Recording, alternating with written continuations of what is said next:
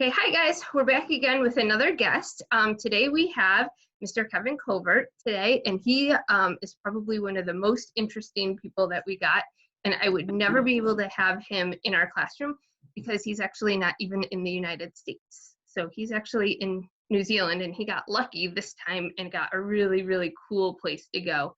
Some of the other places he ends up aren't as exciting as I would want to go to, but he seems to like it. So here's Mr. Covert. So my first question is, first, can you tell us what's your job title? And then what does that mean? Yeah, that's a great question. And thanks, Sarah. Thanks everyone for having me on. I appreciate you guys taking time to hear my story about my career and lifestyle. So my job is the job title is the Deputy Chief of Mission of U.S. Mission to New Zealand. And what that means is I'm the Deputy Ambassador. I'm the Chief Operating Officer. My job is to make sure that our embassy in Wellington and our consulate in Auckland and our office in Christchurch and our embassy in Apia, Samoa, it's an island in the South Pacific, that they all operate efficiently and that they have the resources they need, that we have the staff that we need, they have the training they need, and that they have the direction and guidance they need to get their job done and they really carry out U.S. foreign policy in New Zealand. That's pretty cool. So how did you choose your career? Yeah, that's a great question. So I studied at Cornell and I was a history major. And I remember, when we had an opportunity as a junior in college to study abroad, I jumped at the chance. I thought it sounded pretty exciting to be able to spend a year overseas, in a foreign culture and learning about that culture and also studying history. So I spent 1 year at Oxford and studied European history there. And that experience really turned me on to world travel and international relations and studying foreign languages and foreign cultures. So I think from that point on, I was pretty hooked and I wanted to have a career in international affairs at that point. That's pretty cool. So what are the requirements for a person in your job position? One of the great things about being a diplomat is there are no requirements. We have such a diverse workforce, and we have people who have come from all walks of life and have all kinds of different skills. So in our mission in New Zealand, we have about 150 people who work here. I would say about 65 of them, maybe 60, are Americans, and the remainder are New Zealand citizens who work for our embassy.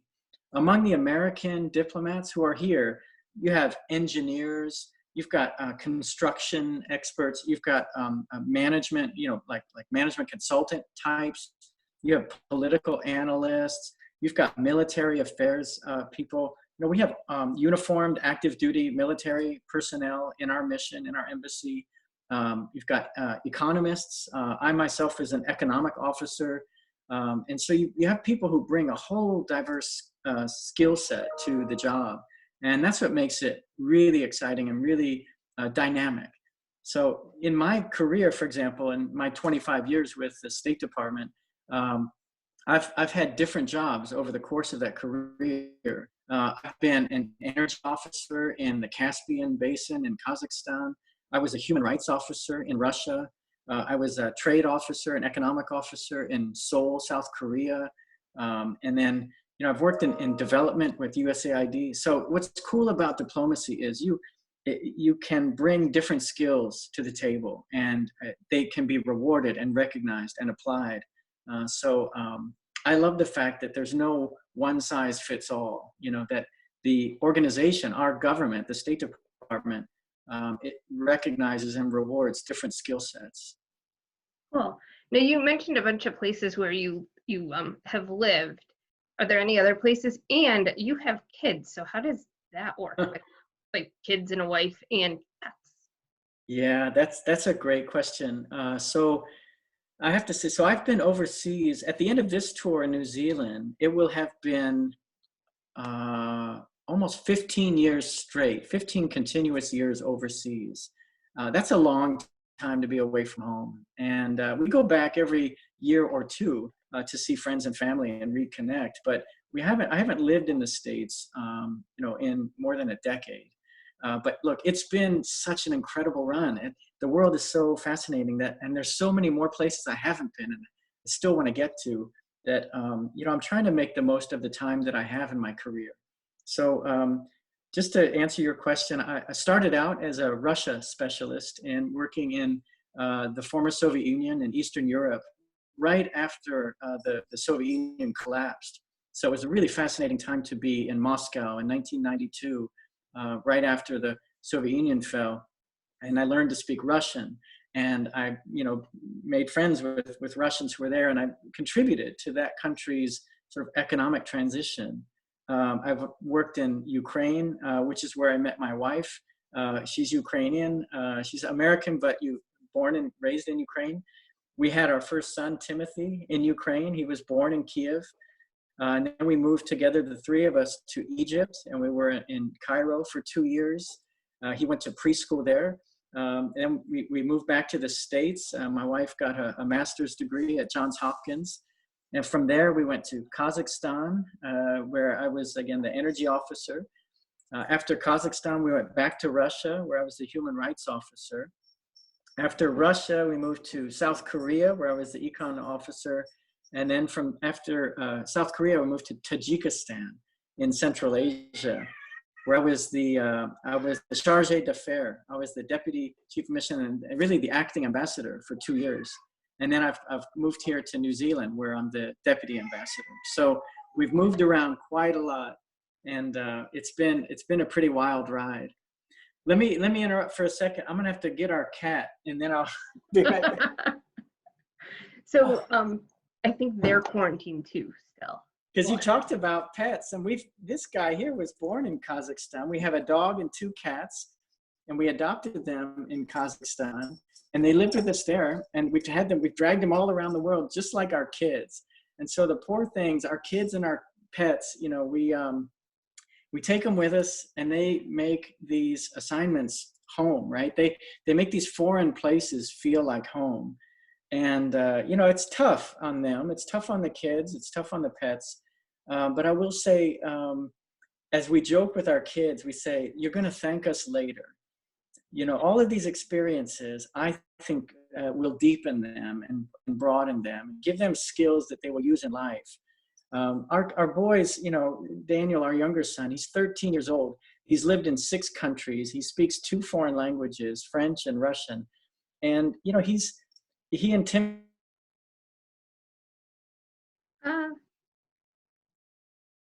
Oh no, guys, I think I lost them. Oh, shoot. Chris? Very the world. They're, and they're well traveled, and I think that really helped. Yeah. That's really cool. Yeah. Let me see. What was oh, you already said that. Who was the greatest influence on your career choice? Yeah, that's a good question. So I was thinking back to like the origin story, right? Like, why did I get into this? I mean, it sounds romantic and exciting to sort of be a globe-trotting diplomat, and you go to all these cocktail parties, and you deliver démarches, and you negotiate with foreign ministers, and you meet presidents and prime ministers. That's the surface level. The job is tough. It's difficult sometimes to be far from home and on your own and making decisions. But I think back as to like why I got into this in the first place. And I was inspired by my professors. I was inspired by my history professors at Cornell. And I worked at a place called the Peace Studies Program. It's an international relations program. I was a student employee. I was doing a work study program. And so working in this international relations program, the Center for International Studies, really got me inspired about international relations and international affairs. And then my professors at Oxford as well, they helped me to see the world in a different way and learn how to appreciate different cultures and different perspectives. I really developed a sense of empathy through that history program. And then I just wanted to keep going. I just wanted to keep learning and keep meeting new people and meeting new cultures and languages. So, but I think the initial sort of inspiration really came from my professors of international relations in college. That was really the impetus. That's pretty cool. What is an average day for you, like at work? Because you're at work right now, because it's 7:20 here in the States at night. Yeah. What time is it for you? Yeah, so it's so we are 16 hours ahead. So it's about 11:20 a.m. on Tuesday morning in Wellington, New Zealand. And I would say, so an average day for me, it's not a 9-to-5 job. And so that's something you should know going into a lifestyle like this. It really is a career and it's a lifestyle more than a job. I'm always on call. I could get a call in the middle of the night from an American citizen who needs help, who's in distress, who needs assistance. I could get a call from the White House or from the operations center at the State Department saying, hey, we need you to arrange a phone call, or we need you to answer this question, or there was just a volcanic eruption and U.S. citizens are in trouble, and so we need you to respond to that. Those things happen, and they have happened. So it's not a 9-to-5 job. It's 24/7, and you're always representing your country. No matter where you go and what you do, whether it's the weekend or after hours, you're always on. People are always looking to you as the American. Oh, there's the American, or there's the embassy, or that's what the U.S. government looks like. And so you can never really relax in a way. You can never really let your guard down. Another aspect of that is that we're in a globally competitive world.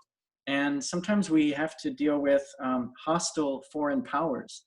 When I was the human rights officer in Russia, the government there wasn't very happy about the work I was doing to expose human rights abuses and write about them. And so I was under constant surveillance. I was harassed. I was subjected to kind of interrogations by the state media. I was ambushed by TV crews. And you're under pressure from foreign governments sometimes, and not just sort of intelligence operations, but you're under pressure from governments that don't want you to be there and do what you're trying to do. So it can be a demanding job. It can be a long day. It can be a tough job, and again, it involves weekends and after hours work. But I'll say I love it. It's inspiring to represent your country overseas. It's a great feeling of satisfaction, and to have a job that is meaningful and impactful, where you think, I'm not only do I get to live in New Zealand in this case, but I'm doing something important for my country, and that makes it all worthwhile. Yeah. Now you are in New Zealand now, which is pretty cool. Yeah. Do you get to pick where you want to go, or do they tell you? Do they tell you for how long? Well, who tells you, and how long do you have to be there? Things like that. Yeah, no, that's a great question. So I think this is my 8th overseas assignment. So I've been assigned to 8 countries, and it's a competitively bid process. So you compete for these assignments. You're bidding kind of like an auction against your colleagues, and you submit your resume. It's like you're applying for a job every 2 years. You're out on the market, and so you submit your resume. You submit an essay. Then you have people who are willing to be references for you, and they write a recommendation letter for you. And then there's a panel that needs to review these applicants, and they rank and assess the candidates. And then you might qualify for an interview. And then there's a second round of interviews, and even a third. And so for this job, where I'm the deputy ambassador to New Zealand, a 3-stage process, and I had to compete against more than a dozen other qualified candidates. And then I had to have my references weighed in on my behalf, and they advocated for me. And then I was able to make it to the first interview stage in Washington. and I interviewed with the Deputy Assistant Secretary there.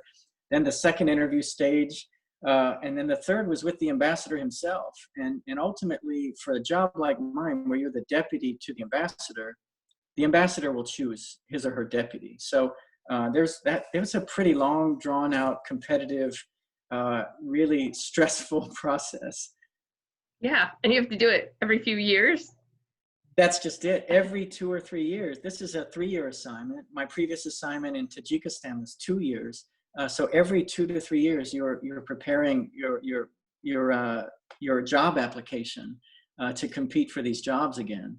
And yeah, it can be quite difficult and stressful. But you get that's part of the job. And I think the Department of State then, the diplomatic corps then benefits, right? It's a competitive process.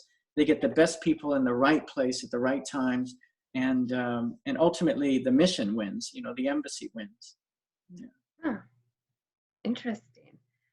So on an average day, do you work mostly with people, things, or ideas? Ooh, that's a good question. Well, look, the ideas are the foundation of what we do. We're here to advocate for U.S. national interests, for U.S. foreign policy. And so that's the foundation of what we do. And those ideas, that policy is defined in a document. It's defined by the White House in the National Security Strategy. And so we take our guidance from the White House. Our job is to implement that strategy. It's to carry out and execute that policy. So we have to understand what those ideas are, receive our guidance from Washington, from the White House, and be able to translate it and into local terms here and implement it and make sure that we're connecting with the local governments here and local stakeholders here to really execute that policy. So the ideas are the foundation, but I would say ultimately it's a people business. Diplomacy is all about connecting with people, because otherwise it's just a piece of paper, right? That national security strategy is just a document unless you're able to connect with people who will receive it and understand it and act upon it and internalize it. And the art of diplomacy is often described as the art of persuading someone else to act in your interests. And so when you can present that policy and say, here's why you should take these decisions and take this action, because it's in your interest, right? It's in our mutual interest. So the art of diplomacy is persuading someone else to act in your national interest. But it's all about the people-to-people connections. That's really what it comes down to. That's pretty cool. What are some opportunities for someone within, I guess it would be, you work for the State Department. So like what other types of jobs starting like fresh out of, I would assume they would need a college degree working all the way. Yeah. No, so look, there's a great website that I would encourage you and your class to look at. It's just state.gov, and you just go to employment, and there's a whole range of programs there for students and for new, aspiring diplomats. There's a whole range of internships, both in Washington and overseas at embassies, and there's a range of fellowships and student programs. So I would say that we're always hiring, we're always recruiting, and there's some really exciting programs that the State Department offers. What was the question again, Sarah? Sorry. Like what kind of jobs are there? Oh, right. So again, as I said at the outset, it's a very diverse organization. We need people who are good managers, who are accountants, who are project managers.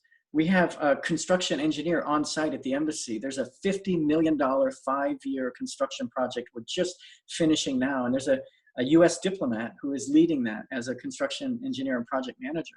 So we have everything on the management side, facilities management, general services, which is everything from housing and real estate to managing a motor pool and other facilities. You also have financial managers, as I say, accountants, and that's just the management side. Then on the policy side, we have economic economists or economic analysts, political analysts. You've got military analysts, including active duty military personnel. Of course, consular services. These are the people who provide visa services or issue new passports. I mean, it's just a really diverse organization.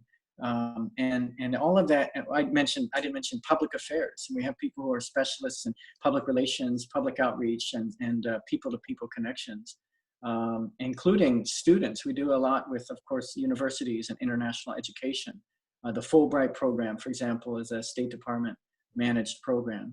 You know, I guess if you have skills in any of those areas, the State Department could be the place for you. That's pretty cool. Have you ever changed careers? Yeah, you know, I have. I kind of look at this job as either my second or third career. You know, the first 10 years of my professional life, I was an employee with the U.S. Agency for International Development, USAID. And that job, that career was all about delivering assistance to foreign countries and to citizens of foreign countries. It was about helping people. And my job there was to manage projects to help foreign governments get their economies developed and stronger. So I did jobs in privatization, selling state-owned companies to private investors, or setting up a stock exchange and a clearing and settlement organization to promote capital markets development, or helping small businesses to grow in countries like Kosovo and Georgia and Serbia, where I worked.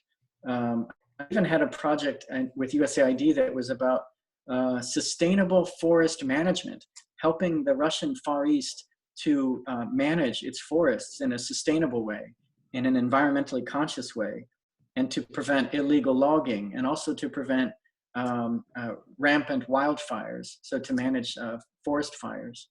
Again, that was with USAID. And I did that for about 13 years.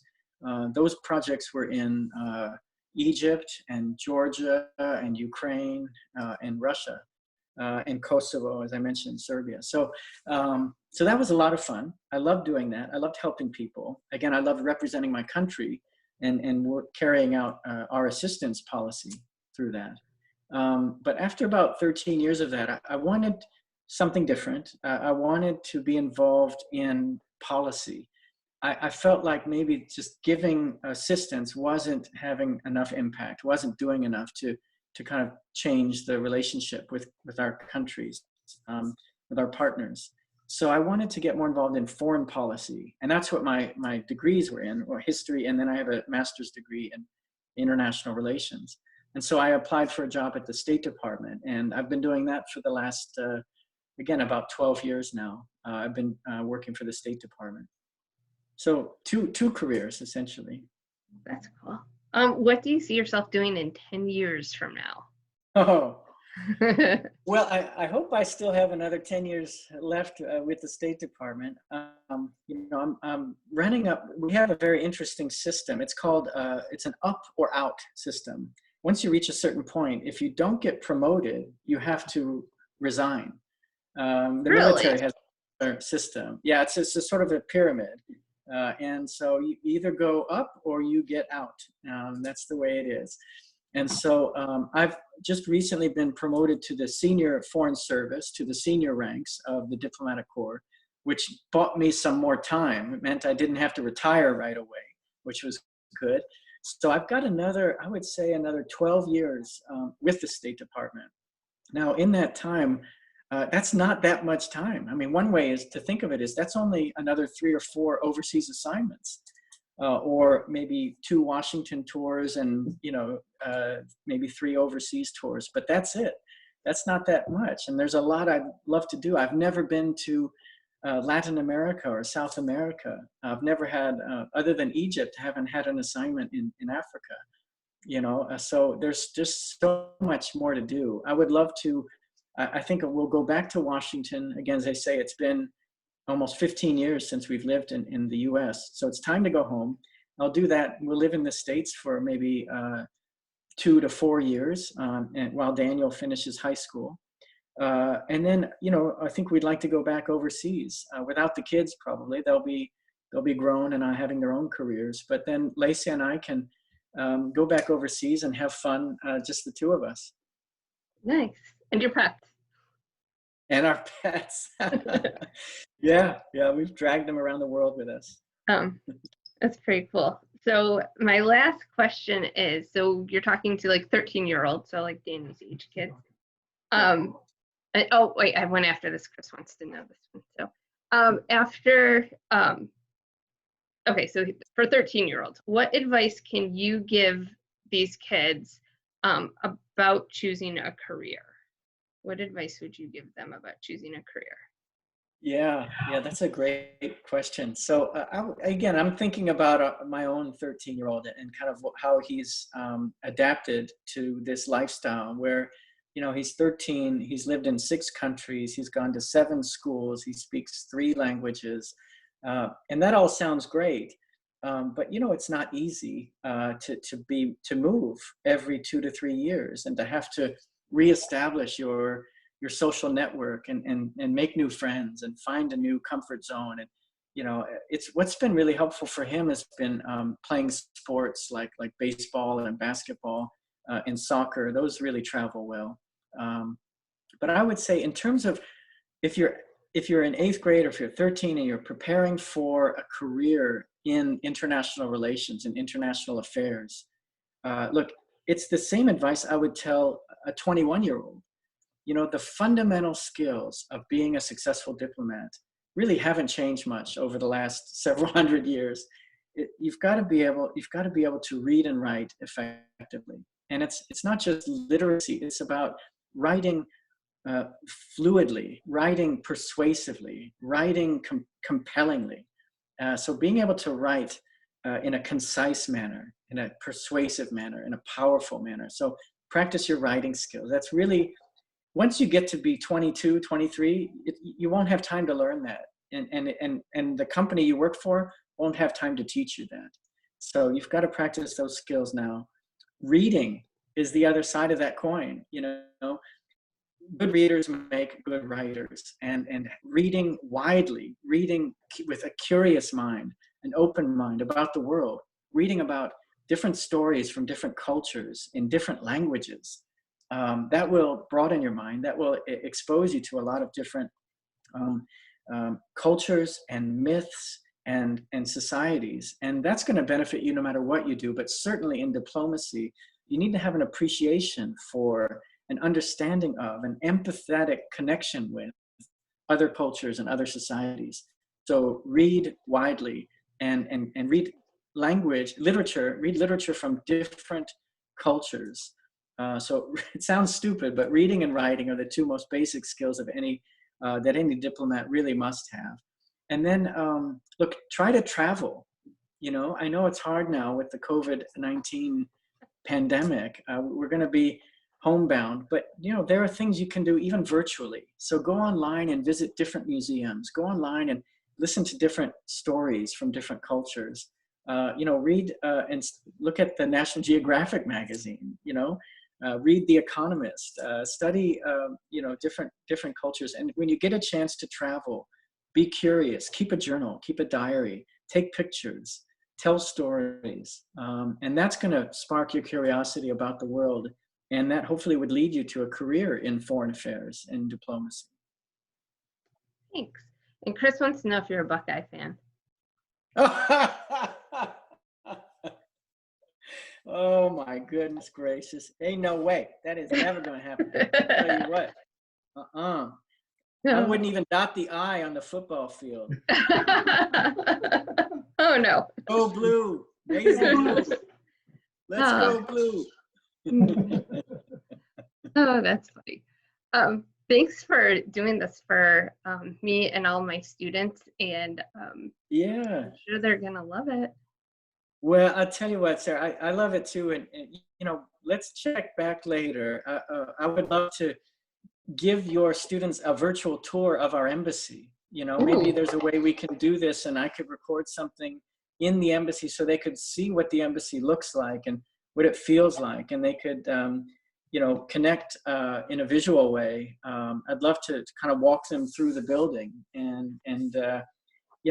and maybe we could do a live stream connection at some point too. I mean, Yeah, that'd be cool.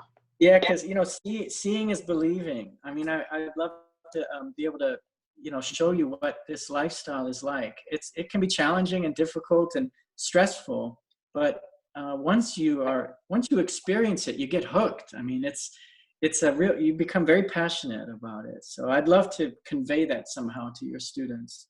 Yeah. Are you still on lockdown? Yeah, we've been in lockdown for 6 weeks now. New Zealand has taken a very aggressive stance against the coronavirus. So, Prime Minister Ardern said we're going to go hard and go early. And so, in early March, she locked down the country for 4 weeks, and we extended that by 2 more. So hopefully next week we'll be back in the office. Cool. All right. Well, I'm going to stop us recording because Chris wants to talk too. All right. Cool. All right, Thanks, guys. Sarah. Bye. Thank you. Good luck to you. Yeah.